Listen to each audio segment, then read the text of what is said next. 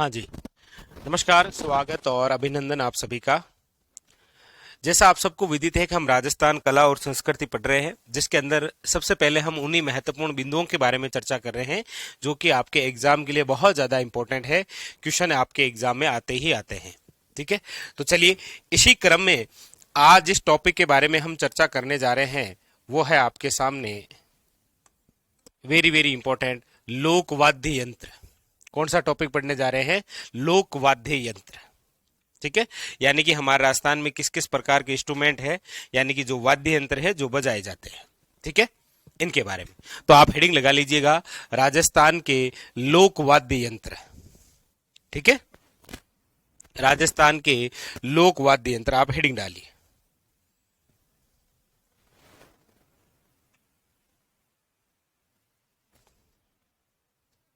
चलिए अब इसको समझिएगा। सबसे पहले तो देखिए ये जो वाद्य यंत्र है ये कितने प्रकार के होते हैं।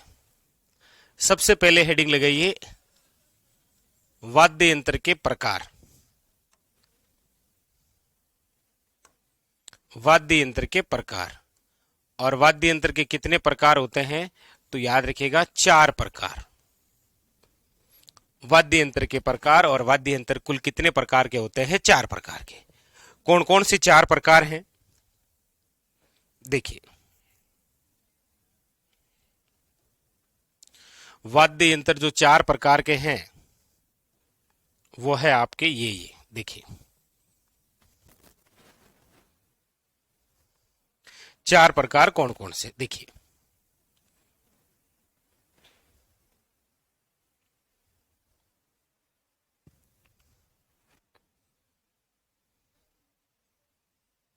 चार प्रकार के देखिए, एक तो है आपके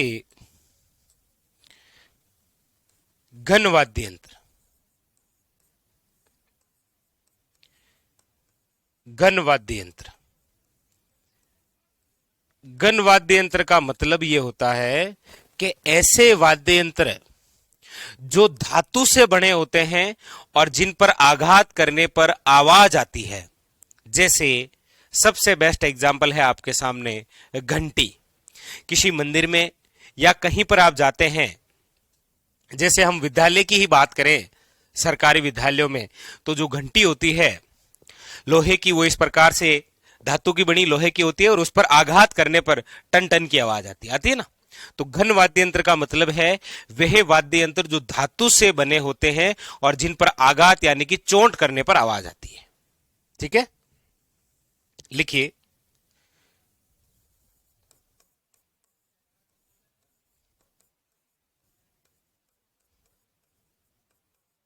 धातु से निर्मित,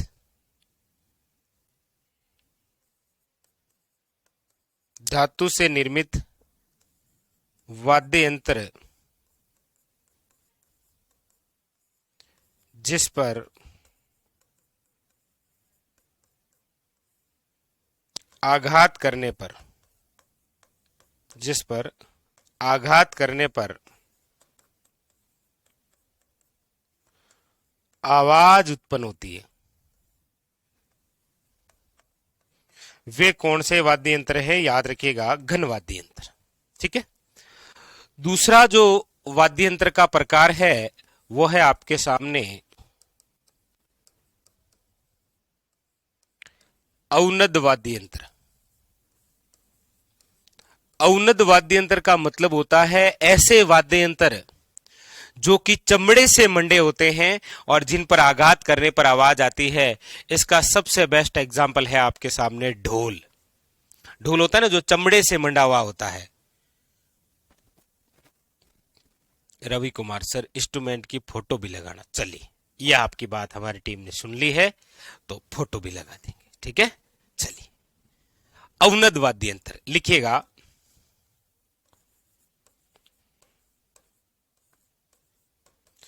चमड़े से मंडे वाद्य यंत्र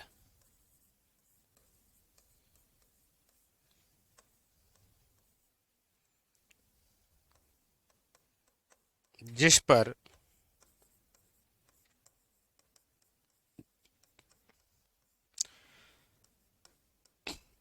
आघात करने पर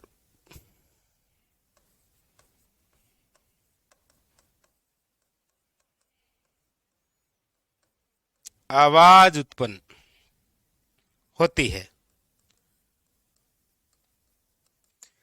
याद रखिएगा। तो एक चीज आपने देखी होगी कि घन और औनद दोनों ही ऐसे वाद्य यंत्र हैं जिनमें से क्या उत्पन्न होती है? आवाज। अब दो ऐसे और वाद्य यंत्र हम देखेंगे जिनमें से स्वर निकलेंगे। जैसे तीसरा है आपके सामने प्रकार, वो है सुशीर वाद्य यंत्र। सुशीर वाद्य यंत्र का मतलब होता है वह वाद्य यंत्र जिनमें से फूंक मारने पर आवाज आती है। जैसे सबसे बेस्ट एग्जाम्पल है भगवान श्री कृष्ण का वाद्य यंत्र बांसुरी। फूंक मारेंगे तो आवाज आएगी, सॉरी स्वर आएंगे, आवाज नहीं स्वर आएंगे। ठीक है।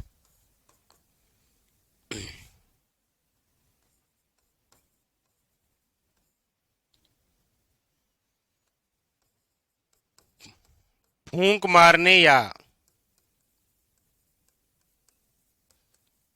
हवा के माध्यम से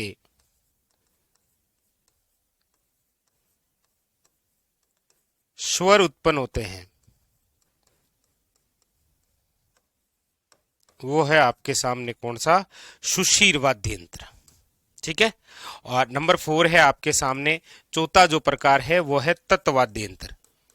तत्वाद्य यंत्र का मतलब होता है ऐसे वाद्य यंत्र जिसमें तारों के माध्यम से स्वर उत्पन्न होते हैं। ठीक है। हाँ,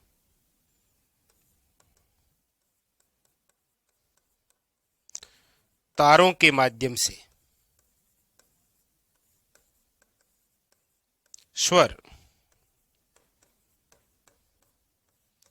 उत्पन्न होने वाले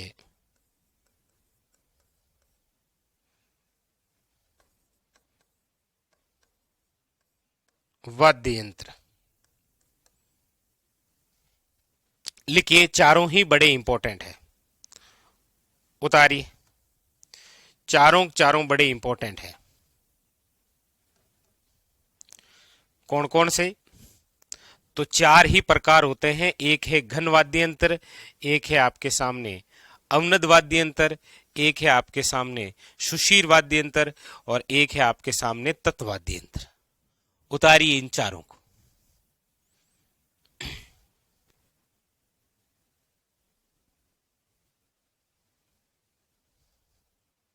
ठीक है, चलिए।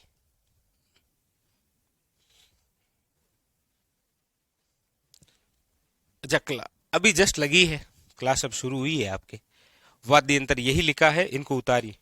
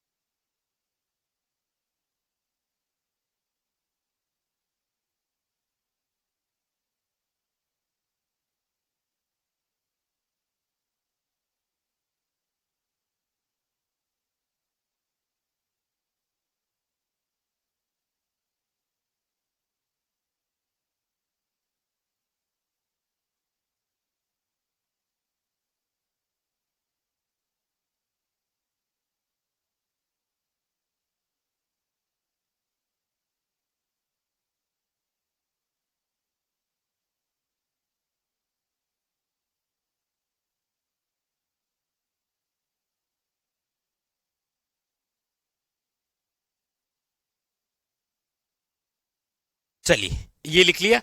अब इनमें से सबसे पहले जिन वाद्य यंत्रों के बारे में हम चर्चा करेंगे वो है आपके सामने घन वाद्य यंत्र, यानी कि ऐसे वाद्य यंत्र जो किसी धातु से मंडरके होते हैं और जिन पर चोंट करने पर आवाज आती है। ठीक है, तो सबसे पहले आप हेडिंग डाल लीजिएगा घन वाद्य यंत्र, और घन वाद्य यंत्र के अंदर हेडिंग डालिए घन वाद्य यंत्र। सबसे पहला घन वाद्य यंत्र जो आपके सामने है वो है आपके सामने, देखिए, करताल। हेडिंग डालिए आपने घन वाद्य यंत्र, घन वाद्य यंत्र। और इसी घन वाद्य यंत्र के अंदर आपको जो सबसे पहला घन वाद्य यंत्र लिखना है वो है आपके सामने कौन सा, करताल। और देख रहे हैं करताल किस प्रकार से दिखाई देता है, तो ये रहा आपके सामने, यानी कि आपके सामने एक तो ये चौकोर लकड़ी है और दूसरी ये चौकोर लकड़ी है, दिख रही है। इन दो चौकोर लकड़ियों के बीच में ये तस्तरी नुमा क्या आपके पीतल की तस्तरियां लगा रखी है। यहां पर तो डालेंगे अंगूठा और यहां पर 4 आंगली और फिर इसको बजाएंगे, तो इन जो पीतल की तस्तरियां है ना, इनमें से जो आवाज आएगी वो है आपके घन वाद्य यंत्र से उत्पन्न आवाज। और कौन से घन वाद्य यंत्र से, करताल से। ठीक है, तो इसके बारे में आप लिखना चाहेंगे करताल के बारे में, तो हेडिंग डाली। सबसे पहला यूनिक क्वेश्चन तो यही होता है कि करताल किस प्रकार का वाद्य यंत्र है, याद रखिएगा घन वाद्य यंत्र। ठीक है, इसके अंदर लिखिएगा करताल में निर्माण, निर्माण के अंदर लिख लीजिएगा दो चौकोर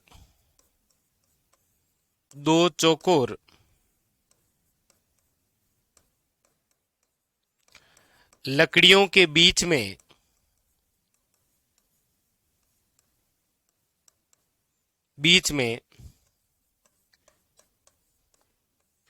पीतल की तस्तरियां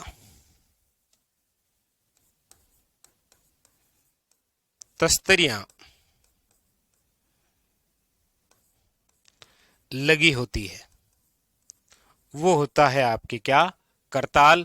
और इसका जो प्रयोग है वो साधु संतों द्वारा किया जाता है।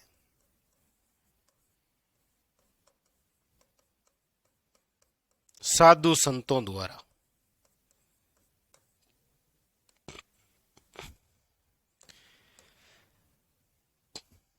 उतारिए। ठीक है,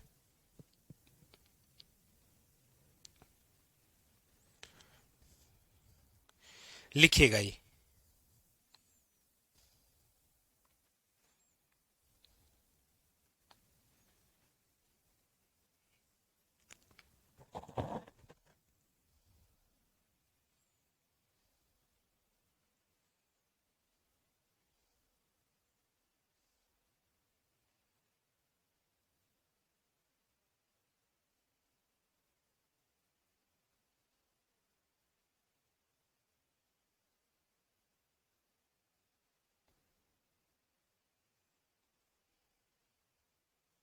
लिख लिया।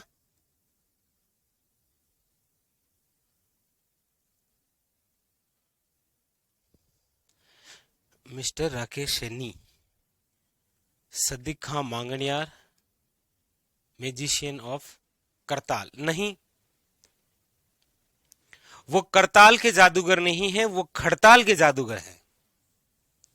राकेश, ऐसा कोई नाम आता तो मैं जरूर लिखा था यहां, बट यहां करताल के नहीं है ना। सदिक खां मांगणियार जिसके जादूगर हैं वो खड़ताल है, ना कि करताल है। यही तो वाद्य यंत्रों के अंदर इंपॉर्टेंट है, इसीलिए मैं आपको चित्रों के माध्यम से बता रहा हूं। ठीक है, तो यहां से यदि कोई क्वेश्चन आएगा तो केवल ये क्वेश्चन बनेगा कि करताल किस प्रकार का वाद्य यंत्र है, याद रखिएगा घन वाद्य यंत्र। ठीक है, चलिए दूसरा, ये रहा आपके सामने राकेश, खड़ताल। ये इस प्रकार से होता है खड़ताल। आप कहेंगे सर धातु कहाँ है, ये तो लकड़ी है। देखिए ये लकड़ी है, लेकिन इसके नीचे जो है ना ये भाग, ये देखिए यहां पर ये धातु है, यहां पर ये धातु है। और जब इसको यहां से पकड़ के बजाएंगे तो इन दोनों धातुओं के बीच में से आवाज निकलेगी। ठीक है, तो यहां पर एक बहुत अच्छा क्वेश्चन बनता है, पूछा जाता है आपको कि इसी खड़ताल के जादूगर कौन है, यानी कि प्रसिद्ध कलाकार कौन है। तो इसके जो जादूगर हैं वो है, आपके लिखिएगा सद्दिक खां मांगणियार। सद्दिक खां मांगणियार। और ये जो सद्दिक खां मांगणियार हैं ये कहां के हैं, तो लिखिएगा झांपली गांव के। झांपली गांव बाड़मेर जिला। ठीक है, उतारिए, उतारिएगा झांपली गांव। ठीक है, उतार लीजिए। तो करताल हो गया और खड़ताल हो गया।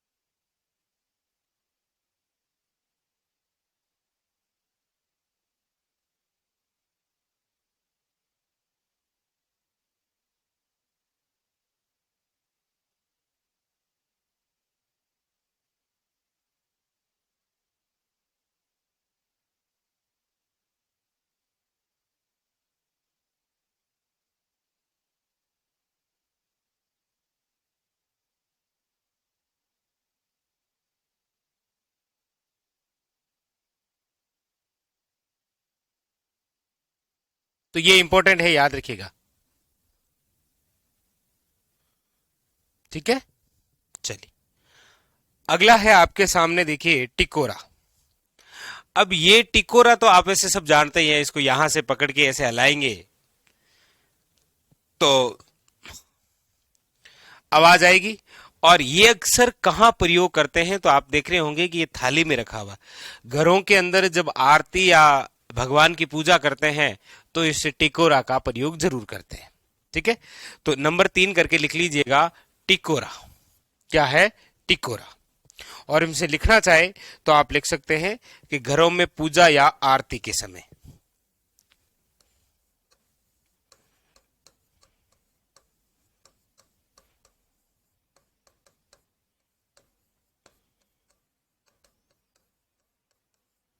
आरती के समय प्रयुक्त।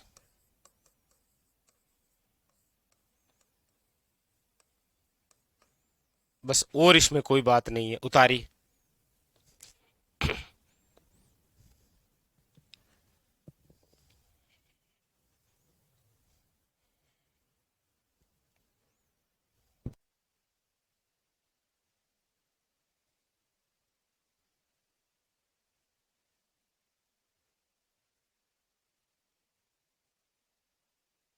अच्छा, इसका खड़ताल का प्रयोग ये भजनों में किया जाता है, लोकगीतों में किया जाता है।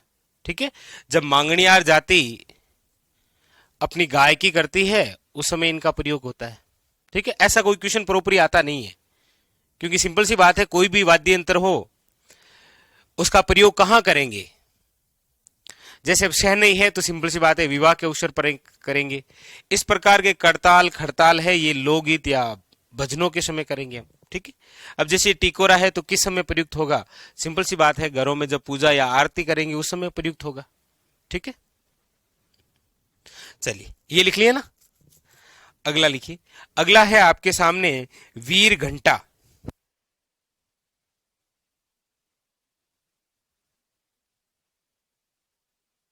लिखिए।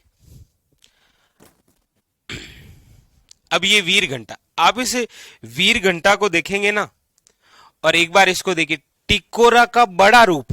अब ये तो क्या है कि घरों के अंदर मिल जाता है, लेकिन ये जो है ये इसका बड़ा रूप है। इसको यहां से पकड़कर अक्सर इसका प्रयोग मंदिरों में करते हैं। ठीक है, कहां पर करेंगे? जैसे इसका घरों के अंदर पूजा के समय इसका प्रयोग करेंगे आप मंदिरों में प्रयुक्त,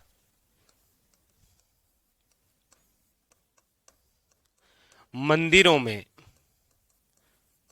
आरती के समय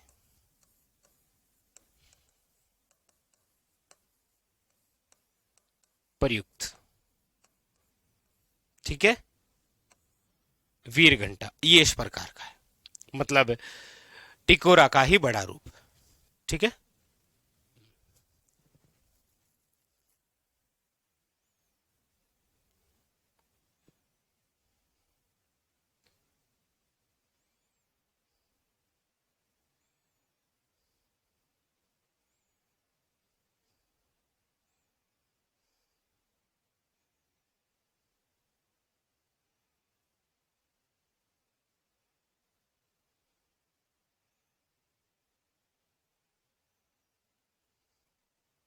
चलिए आगे चले। लिखिए नंबर 5।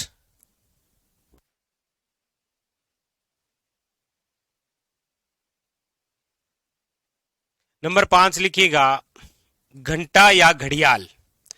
आप अक्सर मंदिर वगैरह जाते हैं तो आप देखते हैं कि मंदिरों के बाहर यदि आसपास में कोई पेड़ वेड़ है बड़ा, तो वहां पर इस प्रकार से ये बांध रखे होते हैं।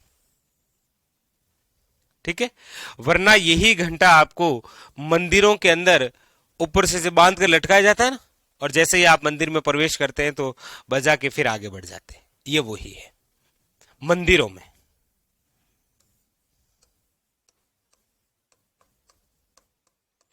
मंदिरों में प्रयुक्त, प्रयुक्त मतलब उपयोग, मंदिरों में लगाया जाता है। ठीक है, तो नंबर 5 हो गया आपके।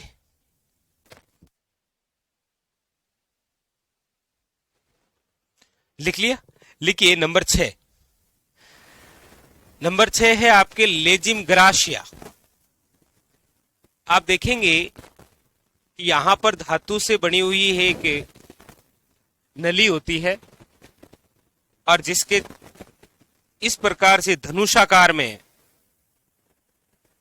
जंजीर लगी हुई होती है, और इस जंजीर में धातु से बनी हुई कुछ तस्तरियां लगी हुई होती है। ठीक है, फिर इसको आपस में आप इसको और इसको पकड़ के बजाएंगे तो क्या आएगी आपके आवाज। इसका नाम लेजिम ग्राशिया इसीलिए है क्योंकि एक तो इसका लिख लीजिए आकार होता है धनुषाकार,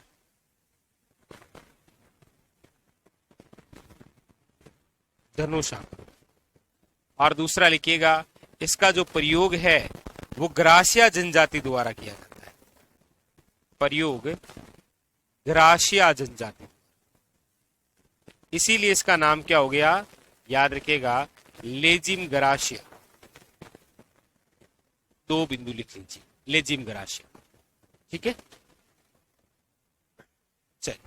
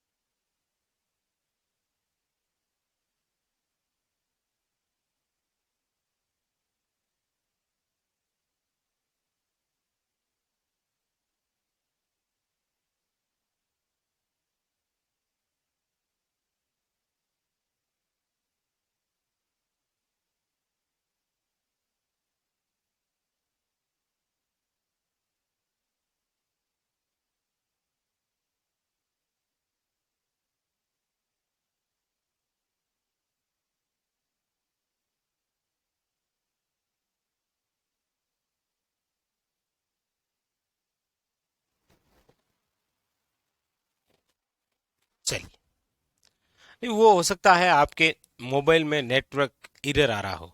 ठीक है, यहां से कोई दिक्कत नहीं है। ये लिख लिया लेजिम गराशिया। नेक्स्ट लिखिएगा रमजोड़।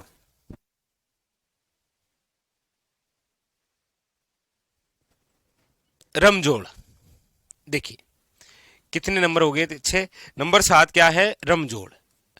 अब आपको भी पता है कि ये जो रमजोड़ है, आप देख रहे होंगे पैरों में बांधे जाते हैं और चमड़े का एक पट्टा होता है जिस पर ये घुंघरू बांध रखे हैं।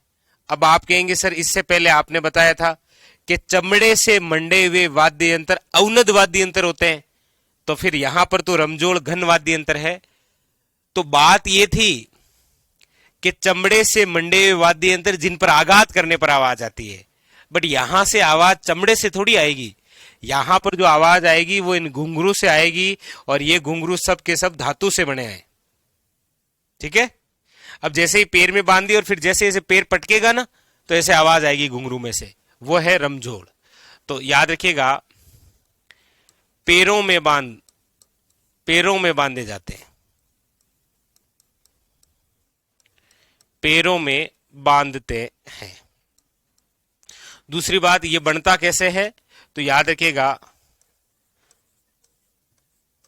चमड़े के पट्टे पर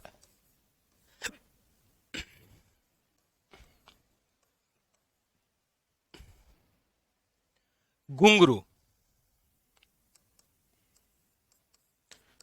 लगे होते हैं, वो होता है आपके रमजोड़ वाद्य यंत्र।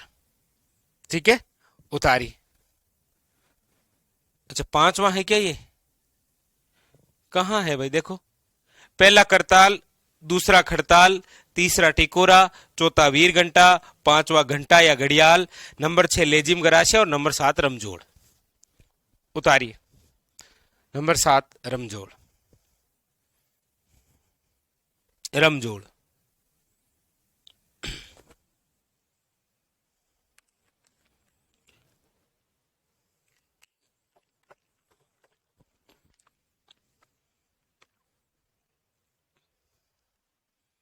ठीक है, लिखिए। नंबर 8 है आपके सामने झांझ। किस प्रकार का है? झांझ वाद्य यंत्र। देखिए, और ये जो झांझ होता रहा ना, आपने मंजीरे देखे होंगे, छोटे छोटे मंजीरे। ये मंजीरों का बड़ा रूप है। जैसे देखिए, मैं एक बार आपको मंजीर, ये देखिए, ये है मंजीरे छोटे छोटे। अक्सर आप देखते हो दोनों हाथों में लेकर आपस में इस पर आघात करते हैं तो आवाज आती है। तो मंजीरों का बड़ा रूप ही क्या है? झांझ। याद रखिएगा, मंजीरों का बड़ा रूप, मंजीरों का बड़ा रूप ही क्या है? झांझ। और झांझ का प्रयोग याद रखिएगा आपके कच्छी घोड़ी नृत्य में किया जाता है। कच्छी घोड़ी नृत्य में प्रयुक्त करते हैं इसे, प्रयुक्त। उतारिए नंबर 8 झांझ।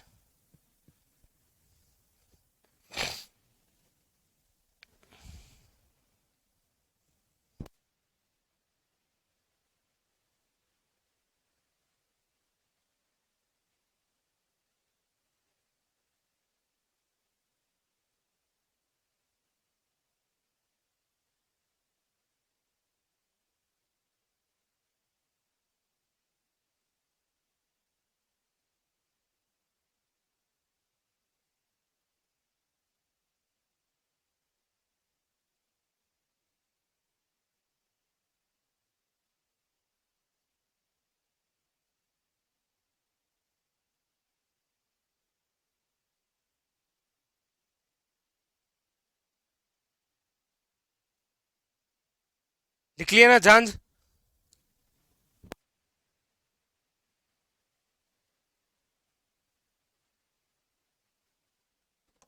नंबर 9 लिखिएगा मंजीरा। अब ये ज्यादातर आप देखेंगे ना मंजीरे, तो या तो ये पीतल के बने होते हैं या फिर ये कांसे से निर्मित गोलाकार होते हैं, देख लीजिए। और हम तो ग्रामीण क्षेत्र से आते हैं तो हमें तो पता ही है कि मंजीरा क्या होता है, ठीक है, क्योंकि अक्सर हम भजनों में चले जाते हैं। तो मंजीरा याद रखिएगा। इसकी इंपॉर्टेंस बात क्या है कि इसका जो प्रयोग है वो तेहरे ताली नृत्य में किया जाता है, तेहरे ताली नृत्य में प्रयुक्त।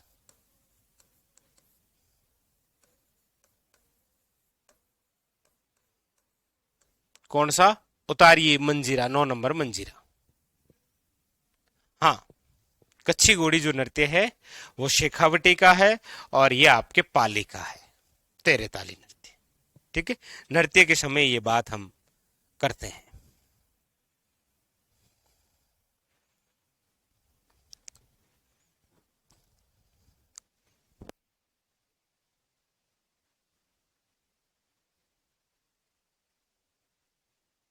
ठीक है, आगे लिखिए। नंबर 10 है झालर। ये देखिए, यदि आप सरकारी विद्यालय में पढ़े हैं तो आपको पता होगा, कांसे या फिर आपके लोहे की, ये देखिए यहां पर छिद्र है, इसको इस प्रकार से बांध के लटका देते थे, और फिर इससे पकड़कर इस पर पहला पेड़ लग गया है टन, 2 पेड़ लगे हैं टन टन, 3 पेड़ लगे हैं टन टन टन, और फिर यदि ये आवाज आती रहती है टन टन टन टन टन, यानी कि छुट्टी हो गई। पता है ना आपको? तो सरकारी विद्यालयों में ये, तो ये है आपके क्या, झालर। वैसे इसका प्रयोग जो है अब तो मंदिरों में करते हैं, ठीक है। तो यहां पर आप लिख लीजिएगा बस, मंदिरों में प्रयुक्त।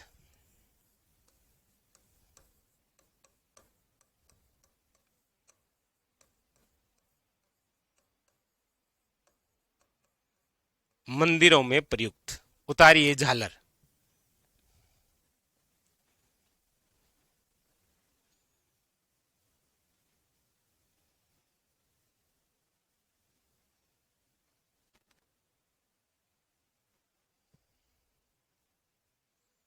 लिख लिया?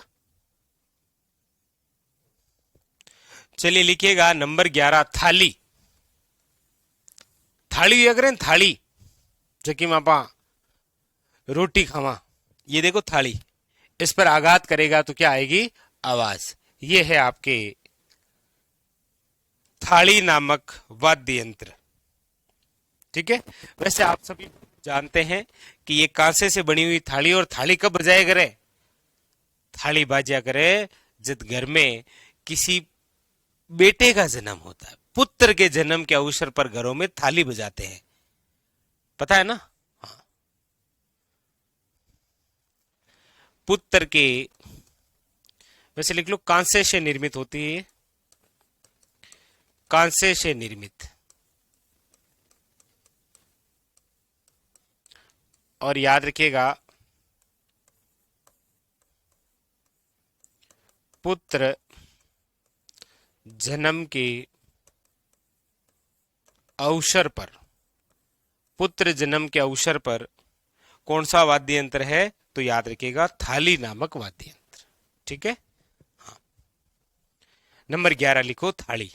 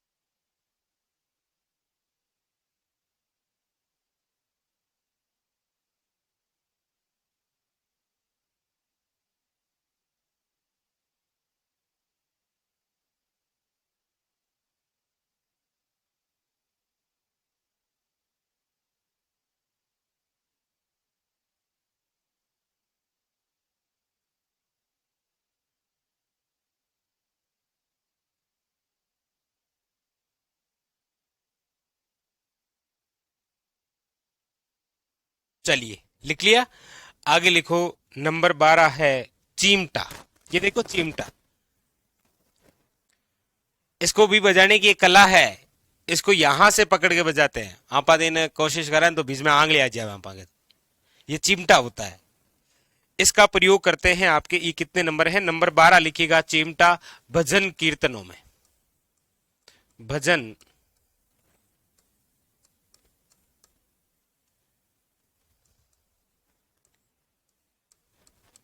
भजन कीर्तनों में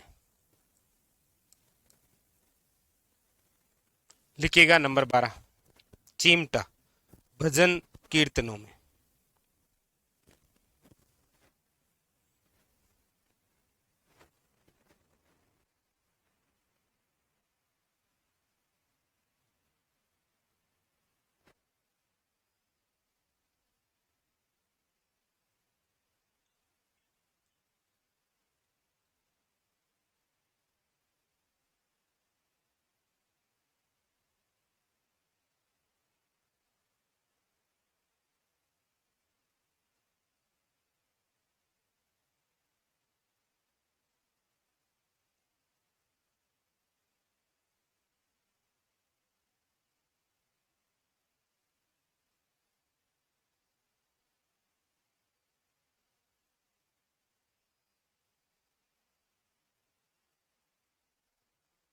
चलिए, लिखिएगा अगला, घुंघरू। अब घुंघरू में तो आपको क्या ही लिखूं, लिख लो। धातु से बने होते हैं बस। ये देखिए घुंघरू इस प्रकार से होते हैं, ठीक है। हाँ, जागना में लिया करे काम। ये लिख लीजिए घुंघरू, ठीक है। इसमें कुछ है नहीं और तो क्या लिखो इस घुंघरू में, बस घुंघरू लिख लीजिए।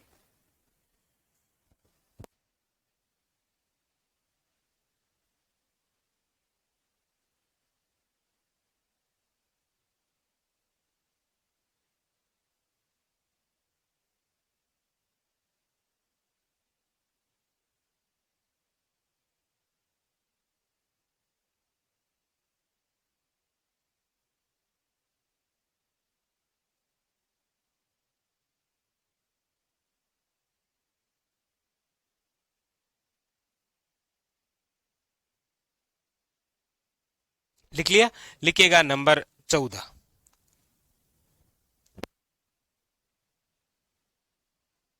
नंबर 14 लिखिएगा घुरालियो, ठीक है। इस घुरालियो में लिख लीजिएगा कालबेलिया जाति द्वारा प्रयुक्त। क्वेश्चन यदि बन जाएगा तो केवल इतना ही बनेगा कि घुरालियो किस प्रकार का वाद्य यंत्र है, घन वाद्य यंत्र, और ये किससे संबंधित है? कालबेलिया जाति से। तो लिख लीजिएगा कालबेलिया जाति द्वारा प्रयुक्त, ठीक है। नंबर 14। नंबर 15 है भरनी। भरनी नहीं होती है, कुछ डालने के लिए होती है ना भरनी, ऐसे लोक देवता के लिए बजाते हैं।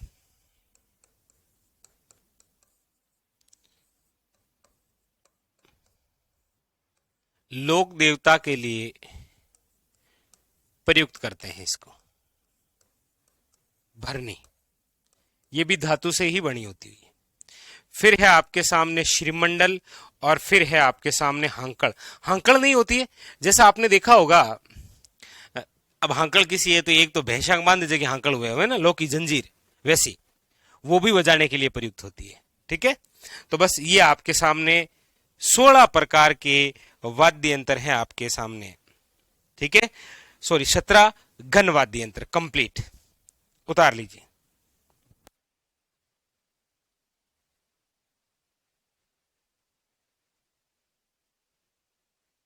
उतार लीजिए। अब हम चर्चा करेंगे औनद वाद्य यंत्र। इनको उतारिए।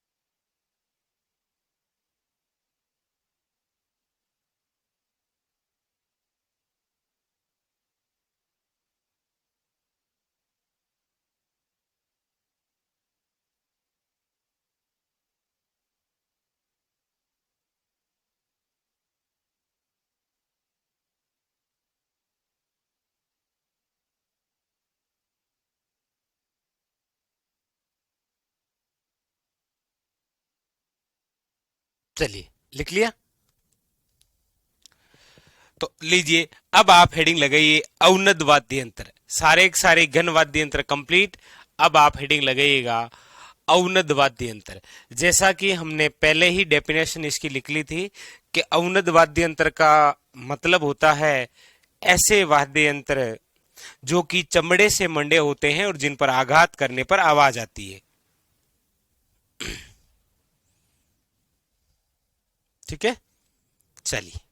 अवनद वाद्य यंत्र, वाद्य यंत्र में सबसे पहले आप लिखेगा डेरू। ये देखिए क्या होता है, डेरू। देख रखा है ऐसा डेरू? डेरू होता है डमरू का बड़ा रूप। डमरू देखा है? ये देखिए, ये डमरू। ये तो क्या होता है आपके सामने, याद रखिएगा, डमरू। जिसको यहां से पकड़ के आप हिलाएंगे ना तो ये यहां टकराएगा और इसमें से आवाज आएगी, आएगी ना। तो इसका बड़ा रूप ही क्या है, डेरू, जिसको हाथ में पकड़ के फिर हाथ के माध्यम से बजाएंगे इसे। इसमें केवल इतना सा लिख लीजिएगा कि डमरू का बड़ा रूप डेरू होता है। डमरू का बड़ा रूप उतारी। नंबर एक डेरू, जो कि डमरू का क्या है, बड़ा रूप। ठीक है, हाँ।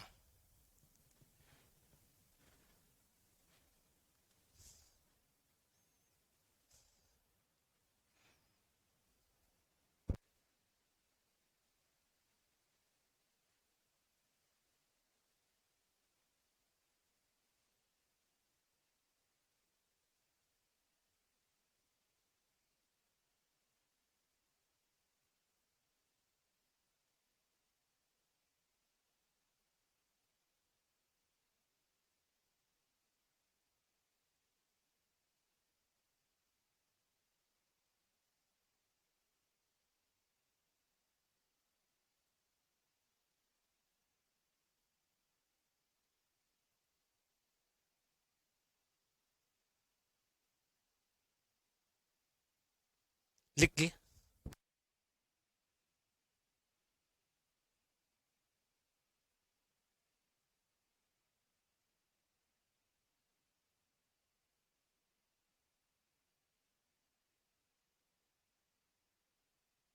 हाँ बिल्कुल बताएंगे। देखो, कैसे भी टाइम निकाल के थोड़ा तो एडजस्ट करना पड़ेगा ना। ठीक है, क्योंकि आपको सफल होने के लिए सारे सब्जेक्ट पढ़ने पड़ते हैं ना, केवल राजस्थान जीके ही पढ़ने से काम चलेगा नहीं ना। इसलिए थोड़ा थोड़ा टाइमिंग तो निकालना ही पड़ेगा आपको।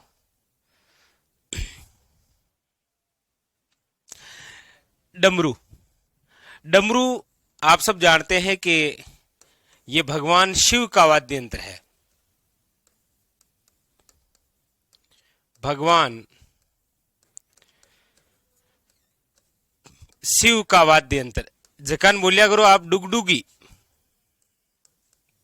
इसका अन्य नाम बोल सकते हैं आप, डुगडुगी।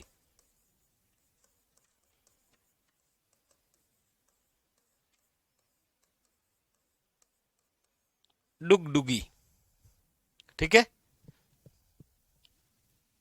लिखिएगा।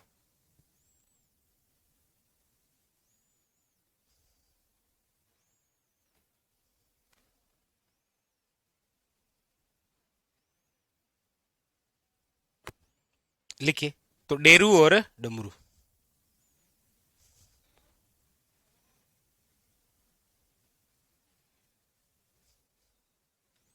लिखो, आगे लिखिएगा।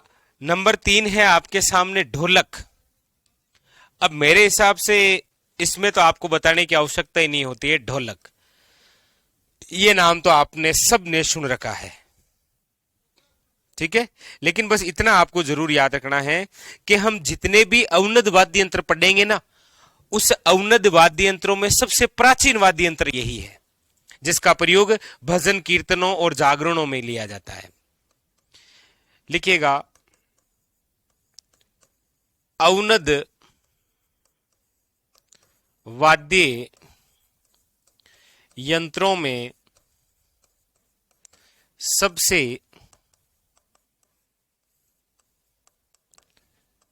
प्राचीन वाद्य यंत्र,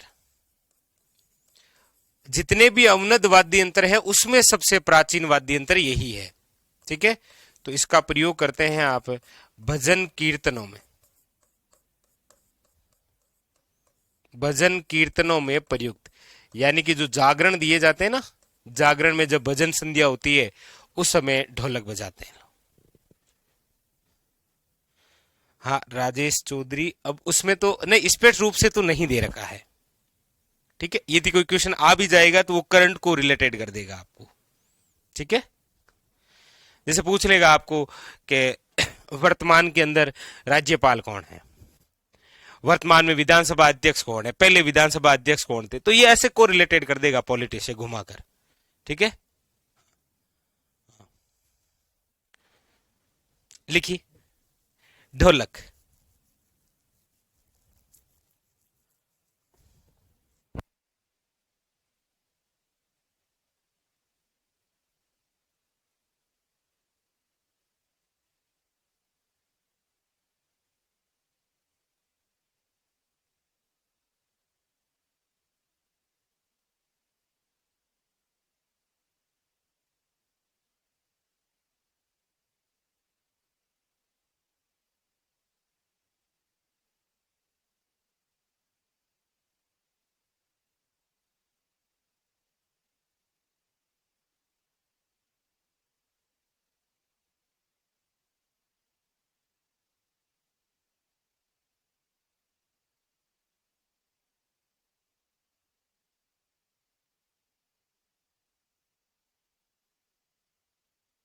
लिख लिया।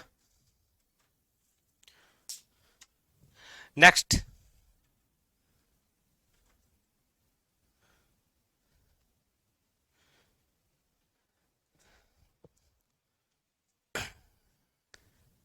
चलिए देखिए, पढ़ने और याद करने के तीन तरीके हैं।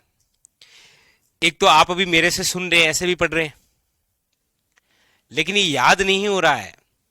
याद तभी होगा जब आप खुद पढ़ेंगे। तो याद करने के प्रोसेसिंग तीन होते हैं। एक तो मैं आप मुझसे सुन रहे हैं, दूसरी बात आप लिख रहे हैं। तो या तो सुन के पढ़ो या लिख के पढ़ो या फिर खुद बोल बोल के पढ़ो। ठीक है, चलिए लिख लिया ढोलक। अगला लिखिएगा मांदल। कौन सा, ये लीजिए, इस प्रकार का होता है आपके मांदल वाद्य यंत्र। नंबर 4 कौन सा है? सबसे अच्छा यही क्वेश्चन आता है कि मांदल वाद्य यंत्र किस प्रकार का है। याद रखिएगा अवनद वाद्य यंत्र। ठीक है, मांदल याद रखिएगा। वैसे ये जो मांदल वाद्य यंत्र है ना, ये भगवान शिव और पार्वती का वाद्य यंत्र है। लेकिन इस प्रकार का जो वाद्य यंत्र है वो अक्सर हम देखते हैं कि भिल्लों द्वारा गौरी नाट्य में प्रयोग लिया जाता है। तो यहां पर कुछ बातें लिख लीजिए। जैसे इसके निर्माण के लिए मांदल, मतलब मांदल के निर्माण के लिए कौन सा गांव प्रसिद्ध है, तो याद रखिएगा मोलेला गांव। और ये मोलेला गांव कहां पर है? नाथद्वारा में। नाथद्वारा कहां पर है? राजसमंद। यहां पर ये बनते हैं, निर्माण के लिए प्रसिद्ध है ये मांदल। वैसे भिल्लों के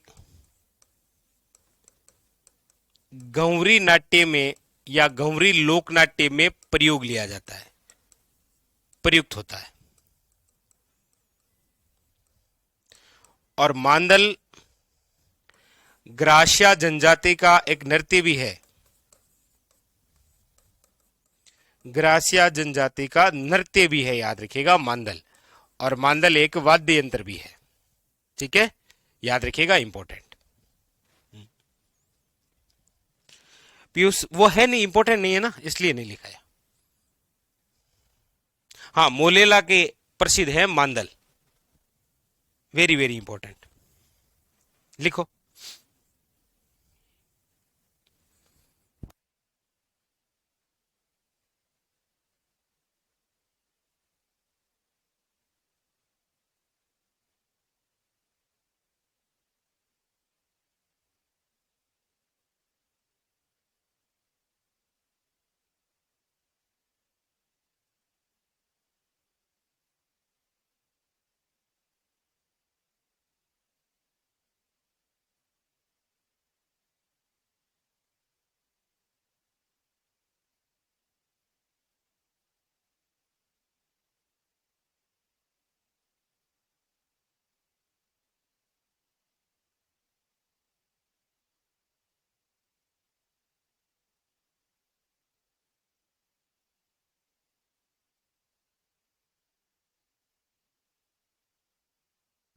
लिख लिया?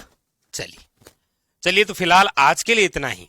बाकी की चर्चा करेंगे हम कल के सेशन में, और इस मांदल से आगे कल आपको बताएंगे मृदंग यानी कि पखावेज, यहां से शुरू करेंगे। ठीक है, चलिए, धन्यवाद।